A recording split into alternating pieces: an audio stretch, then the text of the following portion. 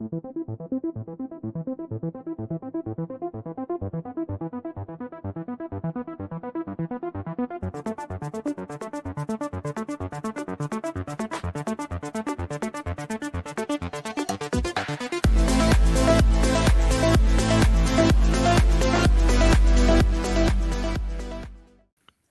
we're back with another NBA observations right here on the Lakers Fast Break. Truly appreciate you joining us. It's Gerald Glassford. Thanks so much again for watching this thing. If you can, please support our show today by liking and subscribing. If you are new to watching us, it is so great to have you here. If you're here all the time, that's even better. So please go ahead and support us by liking and subscribing today to the Lakers Fast Break. Or if you're listening to us on Apple Podcasts or Spotify, please do the same as well. I just really need your support, especially as the Lakers are looking like a team that is going to go do some things here in the postseason. Indeed, at least hopefully that will take place. But here today to go ahead and discuss a great portion of what's going on in the East is a guy with his eyes, his observations are on the East quite a bit. It is a good man indeed. Please go ahead and check out what he's doing today at I Got Next Sports Media. It is the legend himself.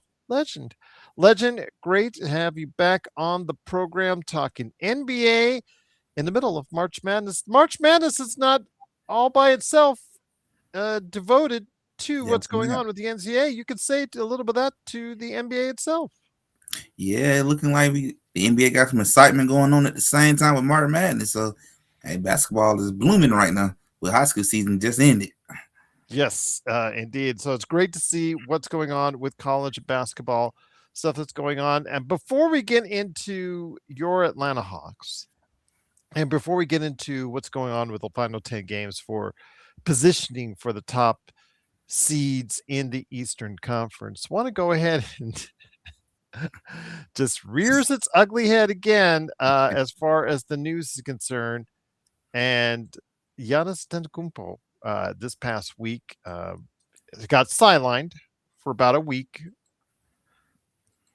Well, we think it's going to be for a week, but right now there's a kind of difference of opinion on exactly how long Giannis Antetokounmpo's injury will have him out of the lineup with a hyperextended knee and bone bruise, because he wants to come back and play and finish the season.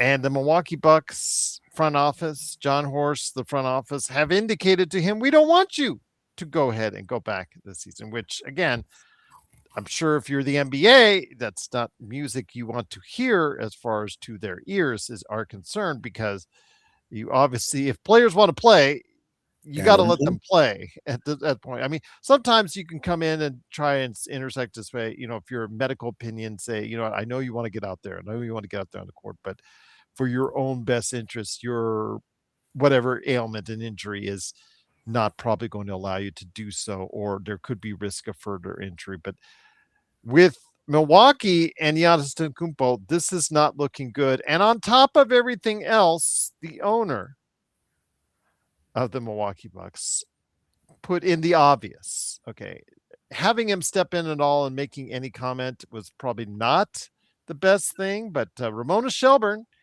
from ESPN got the quote. Said as far as Wes Edens said, Giannis is going into the last year of his contract. Yes, we all know that. So one of two things will happen. Either he will be extended or he'll be traded. The likelihood you'll let him just kind of play out the last year, we can't afford that. It's not consistent with what's good for the organization. That's not a Giannis issue. That's a player that's in their last year. So, ugly breakup. So your thoughts, my friend? This is an ugly breakup. It just does not seem like it's being played as well out as what could happen or should have happened. Should he have been traded at the trade deadline? Could the best deal have been gotten then? We've been saying all along that, well, the best deals for Giannis Antetokounmpo are going to be in the summer. Is that still really the case? It could still possibly be, but it just depends, because who knows? A lot of teams might be looking at the fact that, well, he keep getting hurt. Well, why should I offer you 4 or 5 first round draft picks for a guy who continued to get hurt, having the same exact issues over and over? Like, that's kind of risky. So some teams might begin to not necessarily back out the deal and not want to try to get him, but they're gonna be willing to lower their price down. They're gonna be willing to come down on what they're willing to offer, because it's kind of hard to give up so much assets for a guy who is like 32, 33. That's kind of hard to do. And knowing that, you're getting to the point where the injuries are not going to stop. It's not going to get no better as you get older. And his style of play, injuries are definitely going to probably happen with the way he play. And I'm not going to lie, just like how the Hawks was interested at first, I'm not giving Jalen Johnson up for that. I don't think any other team would want to give up their main young pieces for a guy who, I don't know, is he going to keep having calf injuries? Like, I don't know. So it could have messed up and missed the opportunity to capitalize on when a lot of teams were willing to take the gamble. But, I kind of say, I also blame Giannis a little bit. You kept saying you wanted to stay. You was the one after the trade deadline passed up. You on social media talking. And the Milwaukee Bucks organization was talking too. Now it's starting to get ugly, and I can't feel bad for him. Enjoy Milwaukee. Enjoy that losing. I don't think this is going to go into the fall, my friend. I understand he has a contract extension eligibility starting in the fall. That's when he's able to go ahead and talk about whether he wants to extend it. But I just don't see this marriage with the Milwaukee Bucks continuing. It just does not look good right now, and it's gotten a little uglier, a Yep. little uglier as time has gone on. And I know that with Giannis saying, "Well, I don't want to say I'm asking for a trade, but I'm kind of asking for a trade." He doesn't want to look like the bad guy in this whole situation. So, he came out and said, "I don't want to be shelved for the rest of the season. I want to come back on the court." He wants to put the onus on the Milwaukee Bucks. He wants to put the blame or the outward of fan aggression on the Milwaukee Bucks. It's clear, and I get that. I understand it. He's been a great pillar of the community for over a decade with Milwaukee, and absolutely. And this messy breakup should not detract from his contributions, including a world championship, to that organization.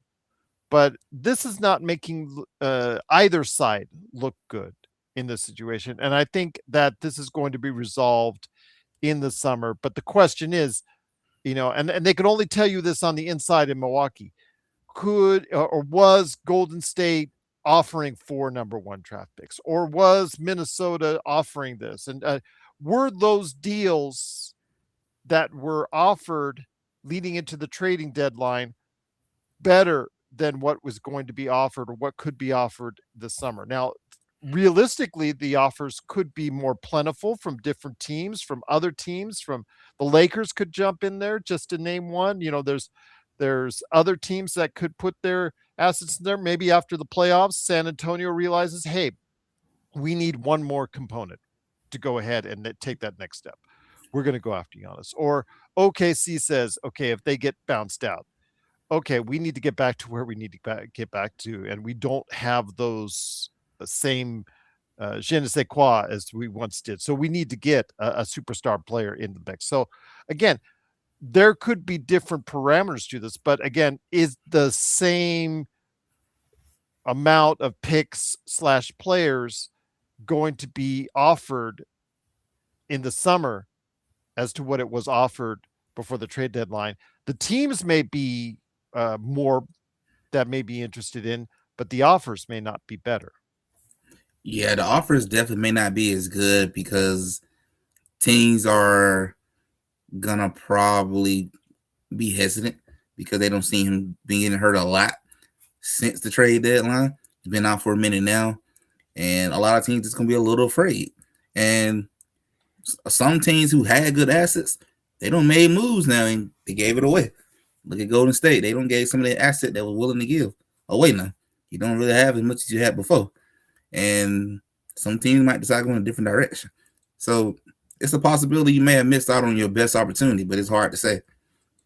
But that's on the Milwaukee Bucks. You chose to, I guess, maybe both sides want to entertain of trying to keep this marriage going. They should have did what a lot of other teams, well, a lot of people in the media even said, just do what's best for both parties.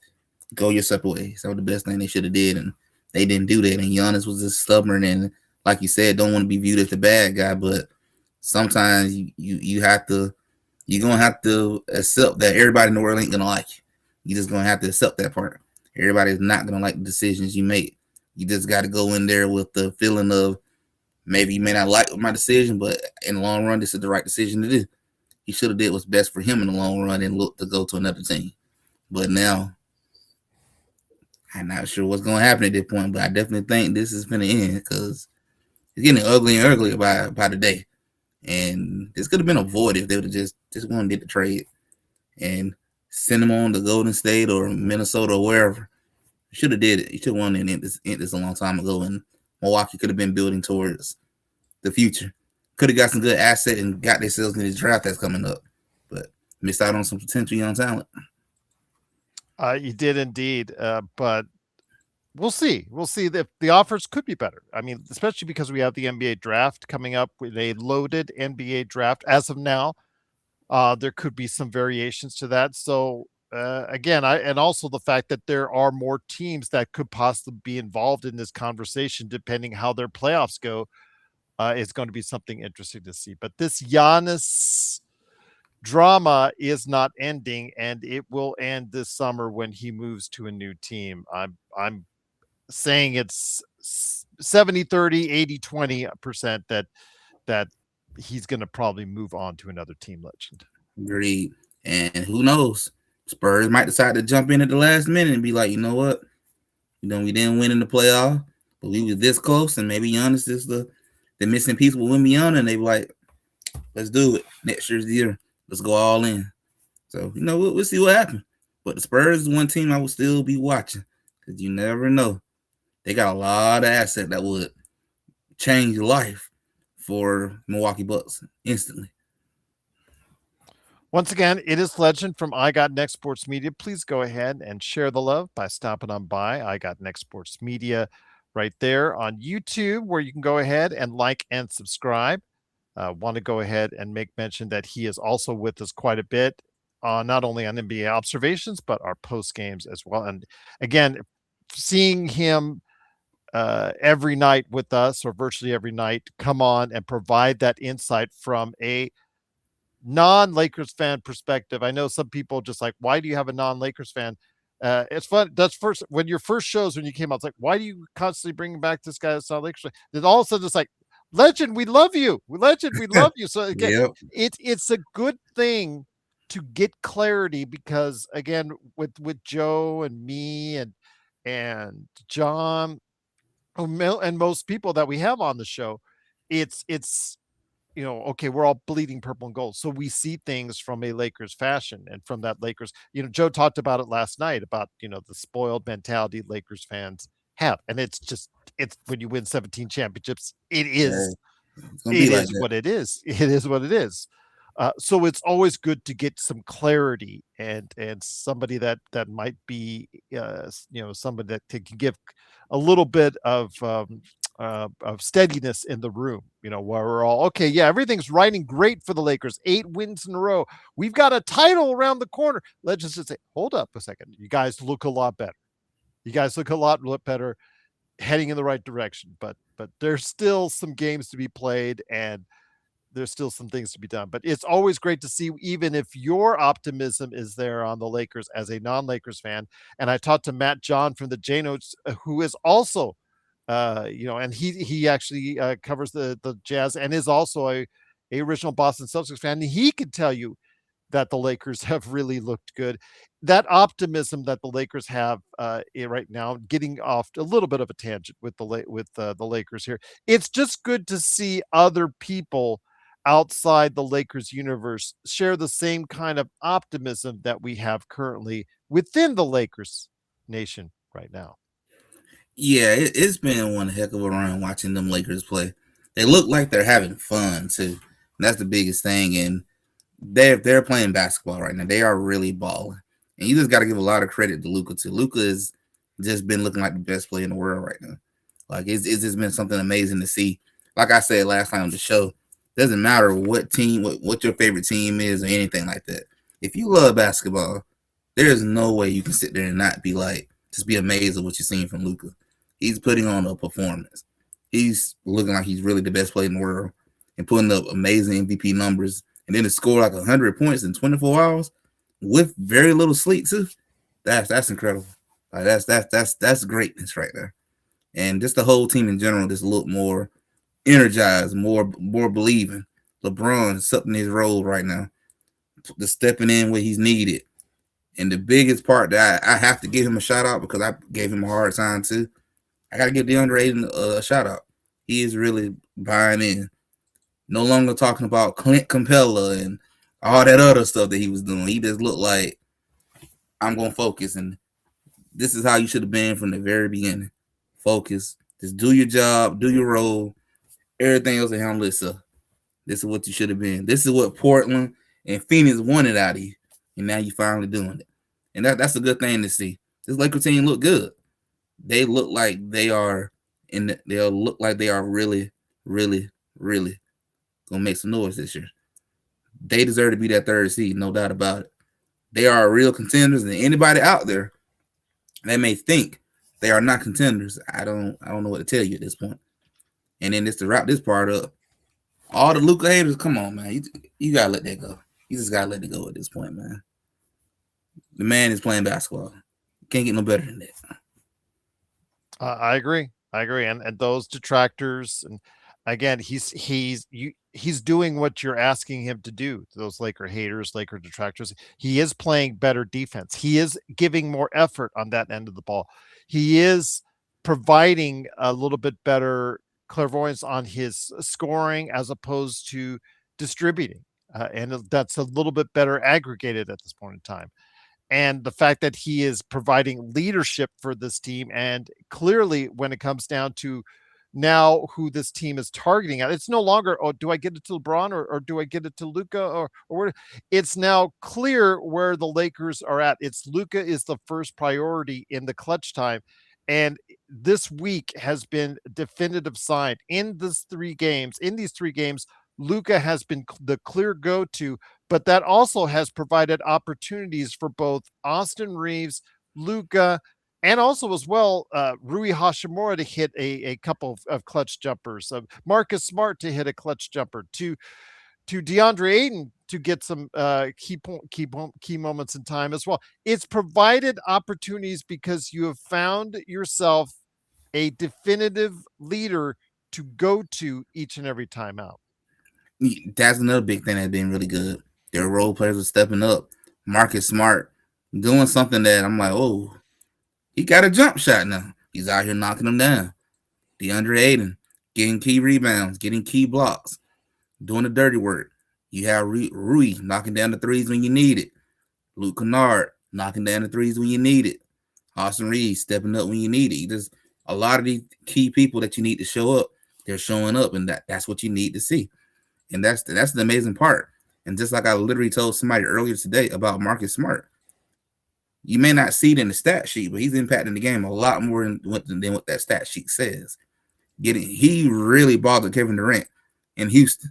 One of the main reasons why Kevin Durant was just throwing the ball all over the court, getting frustrated. That's that darn good defense. But the Lakers have really amped it up. And man, it's something special, man. It is something special seeing the Thunders, the Spurs, and Lakers, all three just running through the Western Conference right now, just bulldozing everybody over. And, at this point in this Western Conference, it's just three teams now. I think it is just the three teams that are going to be representing the NBA Finals. Absolutely. So we'll see how this goes. Again, still 10 games left in the season. So obviously we're going to have to see how it looks from there. But definitely provide insight on a regular basis with us. It is Legend from I Got Next Sports Media. But again, as someone who is based in the East, obviously you have a keen observation of what's going on in the East, and your Atlanta Hawks sizzling right now. Could you say sizzling like some really hot wings at this point? Got them hot Louis wings popping in Atlanta. Hot lemon pepper. Yeah, absolutely. From Magic City, I still, again, I don't know why it bothers me so much. I think it's because of the fact that some outside forces Yep. didn't allow the Atlanta community to decide. If the Atlanta community, I don't know, was there pushback on the Atlanta community within the Atlanta community on Magic City? I mean, from the, I guess, the religious part of the community, or was there a brushback from the local community itself on that Magic City night before it got canceled?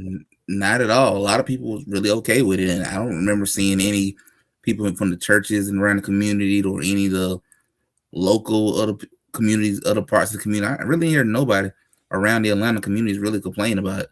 A lot of the city was really okay. A lot of the surrounding counties of the city was okay with it. A lot of people really supported it. Like, hey, let's do something that strictly belongs to Atlanta. And a lot of people were really riding with it. Let alone the mayor of the whole city didn't complain about it.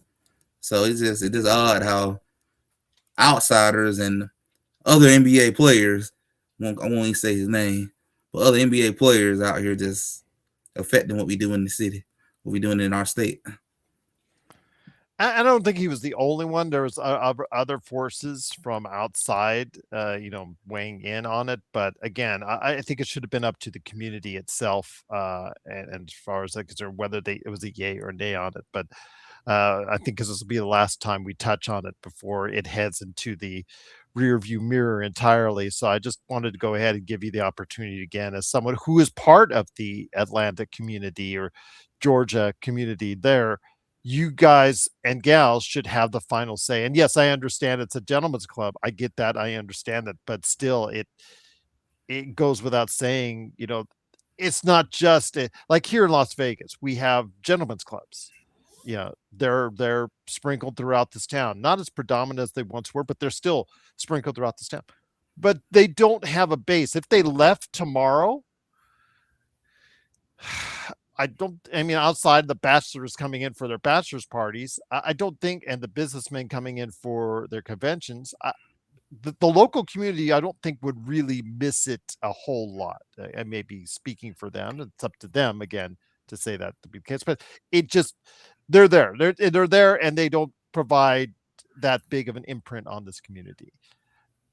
The Magic City is well known worldwide for a Very well reason. known. And it's not just because the ladies or whatnot. It's those wings. Those Yep. wings have become, and Lou Williams did a lot to help that out with his actions in the bubble and whatnot. But I get that, and I understand it. But it's just part of that community and that base. But you've heard this for a long time now. A lot of people and a lot of players have gone to Magic City, and not just for the entertainment purposes there. Yeah, a lot of players, go there, they enjoy those wings because you literally have some NBA players who will literally say, when we play against the Atlanta Hawks, before I leave the city, I'm gonna go get some wings because they're just that good. And a lot of people, literally, maybe even from Georgia, when they come visit Atlanta, they want to go by Magic City to get the wings. They're that good. That's what they're known for, and I can't blame people who from the outside of the city or the outside of the state that want to go try the wings. Go see what people be talking about. But it's just unfortunate, unfortunate. Maybe in the future they can maybe rehash this out, maybe rediscuss about it, and maybe get it to come back and try again next year or something. But it's unfortunate. But we will see, my friend. Again, hopefully, maybe something can come down the line that they can come to a happy medium, the community on that. But again, we'll have to wait and see. That hoodie, though, man, just a big regret there. But Yeah, I regret not pre-ordering it, knowing all this was gonna happen. yeah, exactly. Although you could get a facsimile on Timu at your leisure at any point in time. But on serious note, the Atlanta Hawks themselves have been sizzling. The winners of 11 in a row as of this recording, and they are playing at an unreal level at this point in time. They're going to be playing here as we speak here in the next few minutes on the road at Houston. Your thoughts, my friend? They're now fifth place in the Eastern Conference when they were down to, I think, as far as 10th in the Eastern Conference conversation. They have come back with this 11-game win streak and now firmly planted themselves near the middle, or they're in the middle of the Eastern Conference playoff talk. But by the end of the season, they could be ahead of Toronto and make themselves a definitive fifth going forward, because they're tossing back and forth right now with Toronto for fifth place in the Eastern Conference. So with that, my friend, uh, they're actually six right now. My apologies, as they go into Yep. this Houston game. But they clearly, if their road takes them higher, if they keep on winning, they can get into fifth. Conversely, they could also find themselves back down to ninth place in the Eastern Conference, even after an 11-game winning streak, because they're either tied or a half game in front of Orlando, Miami, and Philadelphia. So with that said, my friend, the pressure is still on Atlanta to win games. Where do you see this team ending up in the final 10 games of the season? Because again, even after all these games that they won, they're still not out of the woods just yet. Yeah, it's almost kind of like the West a little bit. About the same as them, honestly. Kind of all bundled up, and anybody can be anywhere. Um, where I think they can land it, if they can like win most of the majority of these games, they can at least be of between 5 to 7. So you might still be in the play-in, but maybe can avoid being 9 seed and only have to do one round of play-in. So I think they can at least be between about 5 and 7, but anything can happen when you got to play the Cavs still, Boston still. Forgot the other one they got to still play too. It was a couple of playoff teams they got to play, and they're not cakewalk games. It's not gonna be easy, so it can still go either way. But what would definitely help is go help Houston end up losing 3 games in a row, and go beat them again and make them feel even worse about themselves. And they need to win these games though.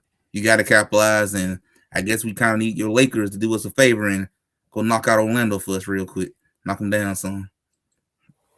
We'll see what happens, my friend. The Lakers have been sizzling themselves, winners of 8 straight, as we've talked about on the show. So, again, we'll see what happens Saturday against the Orlando Magic. Again, we would like to oblige on that because, as we said, if the Lakers go 4-2 on this road trip and they win both games in Houston, we would consider that a success. Now, you know, Yeah, it's we looking agree. even better than that. So we'll wait and see. And then Detroit, Detroit's still going to be tough, but they don't have Cade Cunningham. Okay. Indiana's on the back end. They want to tank. This could be the biggest game or the toughest game rest of the way for the Lakers. So again, we'll wait and see. And but Orlando has struggled since losing that game against Atlanta, but they are coming back home. So again, we'll wait and see on that. But it is going to be interesting as how hot Atlanta is. That just tells you where they were at 11 games ago and how bad it was for Yeah, Atlanta. Um, you've talked about the youth on this team. You talked about how you would have thought maybe 10 days ago that you would consider a stronger a trade for Giannis. Now, after this 11-game winning streak, it has changed, but I still think they need something more. What do you think they need going forward? That I mean, they can't get it this right now for this season, but for their future, what exactly do you think they need? they need to continue to me adding some more shooters. Continue to add more depth onto the team, but better and stronger depth. To continue to build it around Jalen Johnson.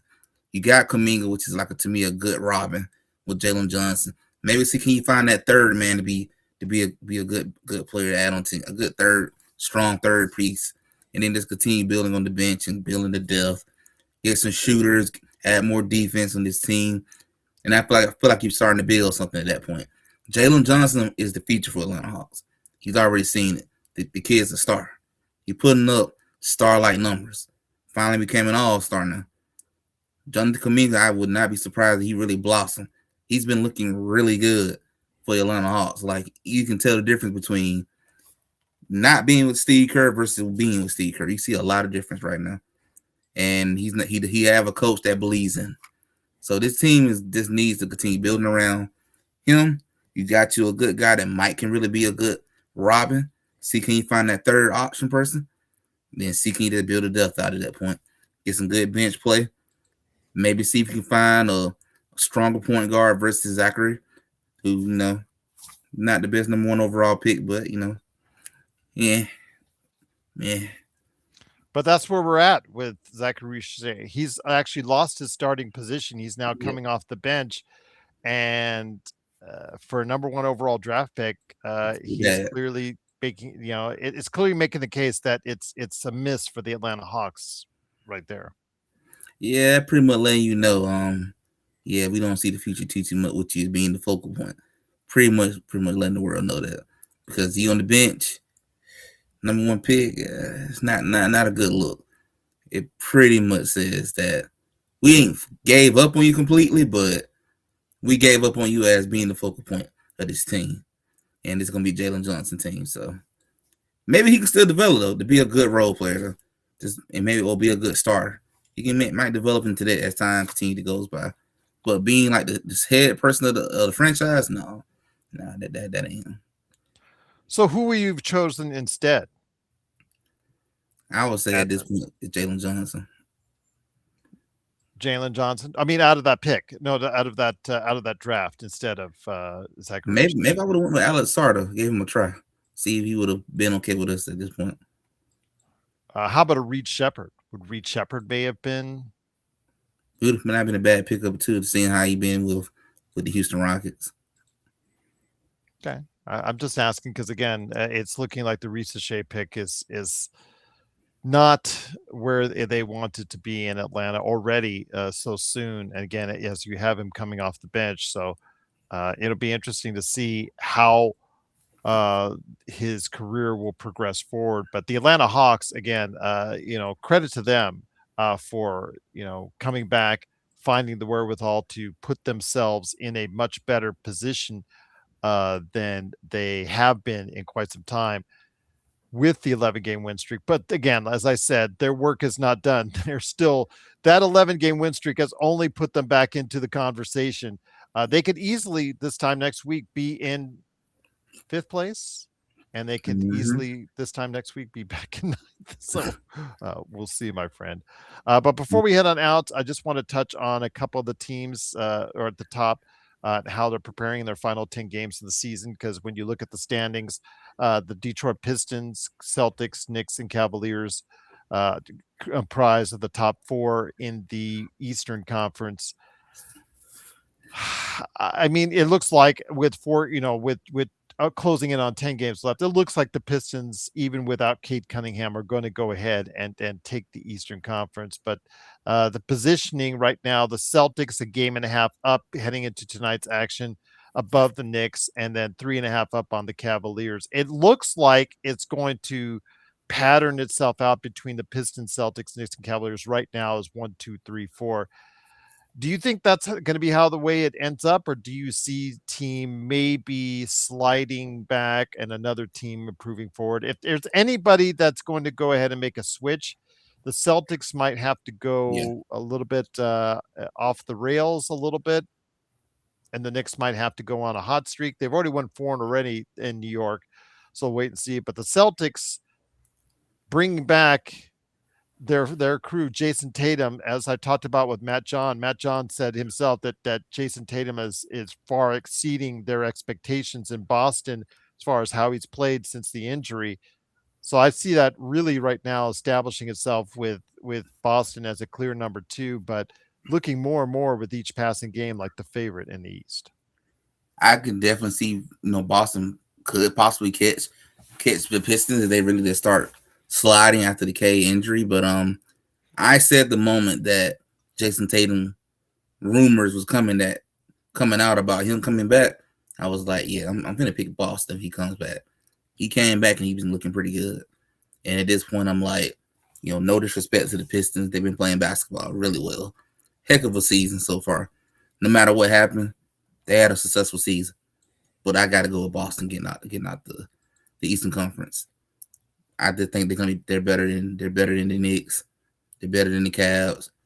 I just don't see how they don't get to the finals with what they got right now. They've been cooking the entire season without Jason Tatum. Now you got the whole band back together. Yeah, they should. They should get to the finals. That should be whoever to come out the West will be playing against in the NBA Finals. So whether it be Thunder, Spurs, Lakers, Nuggets, or whoever, you should be expecting to see Boston in the NBA Finals. I would be stunned if the Celtics were to lose in the second round or something. I'd be a little bit stunned. Eastern Conference Finals, things happen at that point. But second round, no.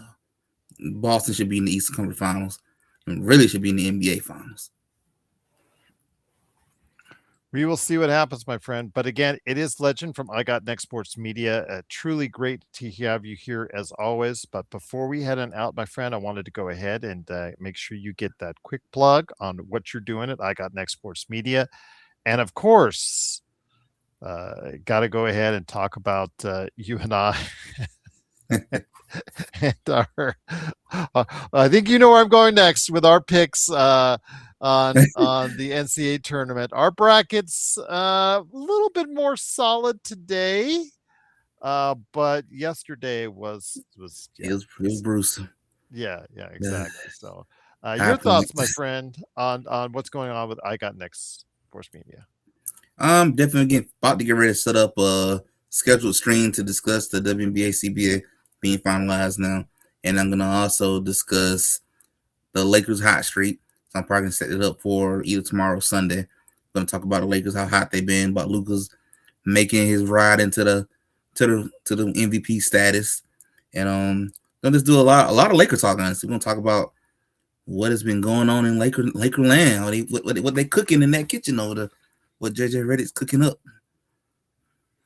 We'll see what happens. That's funny because I'm looking at some of the celebrity brackets right now, what they've chosen. First of all, there's still, can you believe there's still, even with the High Point victory, the Wisconsin loss, the UNC loss, there's still 14, as of this moment, we're recording 1,461 perfect brackets right now. That blows me away. That blows my mind.